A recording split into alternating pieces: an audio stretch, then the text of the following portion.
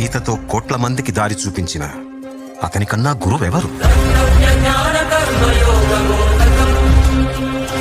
రక్షణ కోసం సముద్రం మధ్యలో ద్వారకా నగరాన్ని కట్టిన అతనికన్నా గొప్ప ఆర్కిటెక్ట్ ఎవరు? చూపుతోనే మనసులోని మాట చెప్పే అతనికన్నా గొప్ప సైకాలజిస్ట్ ఎవరు? వేణుగానంతోనే గోవుల్ని గోపికల్ని కట్టిపడేసే అతన్ని మించిన మ్యూజిషియన్ ఎవరు? నిత్యారోగ్యంతో ఉండే సూచనలు చెప్పిన అతనికి మించిన డాక్టర్ ఎవరు? ధర్మం కోసం యుద్ధం చేయమని చెప్పిన అతని మించిన వీరుడెవరు? కరువు కష్టం తెలియకుండా చూసుకున్న అతన్ని మించిన రాజెవరు?